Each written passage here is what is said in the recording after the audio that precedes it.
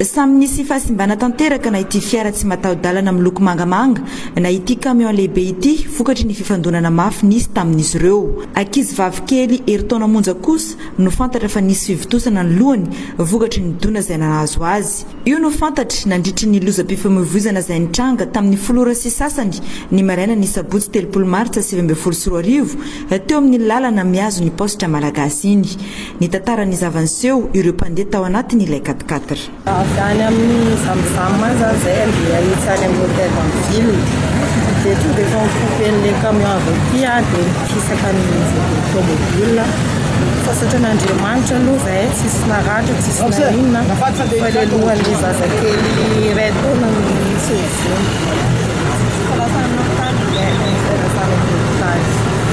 tena tsy fantatra aloha misy frein tsisy frein fa normalement monko izy tokony hijanona satria zahay ny prioritaire mandeha izy avery amin'ny intersection tokony hijanona izy efa magaganay to dia efa mikoupeny fotsiny zahay zany. Etsy andaniny mitondra ny fanazavana ihany koa ny mpamily sy ilay mpamily mpanampiny ilay camion. Chauffeur zany miteny ahoana malalaka sa karakory izy zany mbola bokary amin'ny poto ry za fa miteny aminazy voka tseky zay ndeha izy amizay somary ny rétrograde kely ao malalaka nambarako tamin'ny chauffeur niditra amizay boky chauffeur ao mbola nirotoroto koa izy bokany tonga dia nirafitra teo izy nahita nalalaka kely lohany efa tafiditra teo ao rafitra amizay. Nareo boka ya? Zay boka ambony. Tsisy problème na frein ndraiky? Tsy problème na frein. Tsisy problème misy. Tsy fandeferana zany tena zavatra nisy teo. Satria izy efa za manko le boka gauche nakatry tsy mahita an'ilay avy ato tobily ny sipirany. Izy nitana tobily iny fa izy niteny hoe alefa za manko tsy mahita le boka droite. Satria izy nahita le tobily le rétrograde. Rehefa boka le ka izy teo mbola nandeha koa zany vokatran'le tsy fandeferana zany tena zavatra mety misy teo. Efa tonga teny an-toerana nanao ny fizahana vokatry ny loza ny tompona andraikitra avy ao aniovy ny mpitandro ny filaminana tazana teny ihany koa ny avy ao aniovy ny UIR nandamina ny fifamoivoizana lahatokana ny aina ary tsy misy afa-tsy ny fanajana ny lalàna mifehy ny fifamoivoizana ihany no antokana ahafana hisoroana ny loza tahaka izao. Niatrika fanohanana mpahibe maso ny vokatry ny fanaovana asa soratra ireo mpiandraikitra ty leto Madagasikara eo anivon'ny fiangonana isan-tsokajiny ny tontolo andro ny zoma 20 martsa izay natao tetsy amin'ny CRINFP Mahabibo. Misy fiofanana telo ho an'ireo mpiandraikitra ireo dia misy ny atao hoe fanomanana, fanaterana ary ravinala. Ka ho arinan'io ravinala io zany izy mahazo fanontaniana mahakasika amin'ny soratra masina ny resaka fananganana fandaharam-panabeazana ary ny fomba fitaritana ankizy dia ao anatin'izay zany no anaovany asa soratra ka entiny ho tohanana mpabe maso mba ho hitany rehetra. Ny vokatsoa ho entiny amin'ny mahafiainam-pinoana anazy aloha dia ahafahan'le mpiandraikitra mandalina bebe kokoa ny resaka soratra masina dia ahafahany ihany koa mitady hevitra ampitana an'izany amin'ireo ankizy izay beaziny eo anivon'ny fiangonana. Miisa 7 mirahalahy ireo mpiandraikitra nanatanteraka izao fanohanana mpahibe maso izao teo anatreny ny filohan'ny tarim-panofanana ty Letoboeny sy ireo komity paritany ary ny mpanjohy avy any amin'ny foibeny ny tily Madagasikara. Dimy amin'ny efapolo taona androany 2 aprily 2024 no nandraisany malagasy ny fibaikona eo anivon'ny zandarmeriam-pirenena. Rasahivina dia colonel Ratsimandrava Richard no malagasy voalohany nandray ny fibaikona ny zandary tao aoriana ny vahiny. Tsaroana isan-taona ity andro lehibe eo anivon'ny zandarmeriam-pirenena malagasy ity. Nankalazainy androany tokoa ny andro natokany zandarmeriam-pirenena atsarovana ny nandraisana ny malagasy voalohany ny commandement ny gendarmerie-pirenena. Raha tsy hivina kely dia tamin'ny 2 avril 2024 nandraisan'ny colonel Ratsimandrava ny commande ny gendarmerie-pirenena voalohany. Io zany malagasy voalohany nandray ny commande gendarmerie-pirenena. Dia natokany io andro zany natokany gendarmerie mba ho ankalazainy isan-taona mba ahafahana mamerina maneho ny tamberin'andraikitra amin'ny vahoaka izay nametraka fitokisana amin'ny gendarmerie.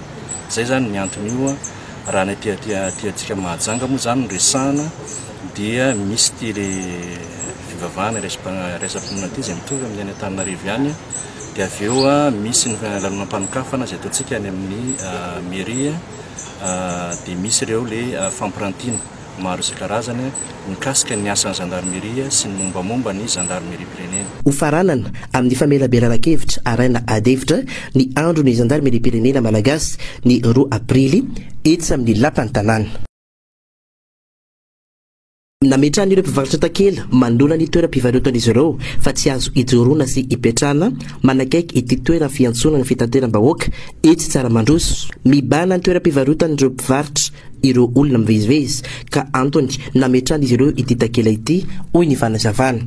Ny antony nametrahanay an'io affichage io dia satria izay zao tena tsy mety mihitsy satria tsenanay lasa misy efeny be eo amin'ny tsenanay ilay izy satria ry zareo manomboka eo amin'ny hatreto ka hatraria dia mipetraka be eo dia na le olona tokony hiditra ao amin'ny tsenanay mba hoe hividy sy ny hividy zavatra ao aminay dia lasa voasakana ny zareo ilay izy dia izany nahatonga anay nametraka ny affichage io. Zay zany responsable atao amin'ilay filiperia dia ny tsenanay hatramin'ny le arrêt amin'ny bus eto lasa tsy mandeha nefa ny izahay mandoa patente ara-dalàna tsara ny fanjakana mandoa nina izy ity ny zavatra rehetrarehetra eto amin'ny parking nefa hatramin'ny le parking eto aminay mety nefa tery be eto amin'ity lalana ity dia na ny bajaj ara ka miditra eto aminay ka andeha atra filiperia eto aminay dia misy mimenimena le police municipale reo hoe tsy azo idirany bajaj ony ato aminay kanefa natao aminay dia bala filiperia no amidinay tsy maintsy maka bajaj foana vao tonga eny amin'ny client ny esa iro tsy avy any amin'ny commune fa izay fotsiny izany mahatsapa tena hoe lasa maty antitra satria izay tompo dia mandoa patente ara-dalàna any amin'ny impôt kanefa raha izay nefa ny fandehan'ilay izy lasa misy fiatraikany be aty amin'ny asanay ilay zavatra na misy amin'ny balina lafinay ao anatin'ny ray andro tsy mitombona tsony satria ilay izy latra misy le arrêt amin'ny bus eto aminay eto. Efa nampisy olana teo amin'ireo mpivarotra sy ny commune ambonivohitra Mahajanga ity toerana fiantsonana ny bus etsy Tsaramandroso ity. Tsy natokana ho an'ny mpiasan'ny commune irery ihany ny toerana fanaovana fanatanjahantena fa ho an'ny rehetra.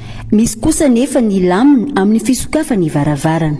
Betsaka amintsika moa mahita hoe mandalo ivelany eo dia mahita an'ilay varavarana mikatona dia tsy mety sokafan'ny maire mihitsy izy io raha marina misokatra izy io fa noho ny atao hoe fiarovana ny intimité le mpanao sport dia fananina tsy misokafana ilay varavarana dia tandrifiny arabe satria sasany moa menatra sasany hoe tsy mila hitan'olona hoe mamikotrana izy fa ny varavarana ao anatiny izay mahazo aty amin'ny tokotany lavoary kosa no misokatra. Tsy maintsy manao fangatahana any amin'ny ben'ny tanàna ireo rehetra tianao fanatanjahantena ary maimaimpona izany. Ny fomba fidirana membre ny fitness ny Majunga dia manao fangatahana itsika alefany amin'ny ben'ny tanàna hoe izara-poto dia maniry mba hanao fanatanjahantena amin'ny salle de sport io na izahay groupen'olona ianona sy anavy dia maniry monsieur le maire mba hanao sport amin'ny salle de sport io.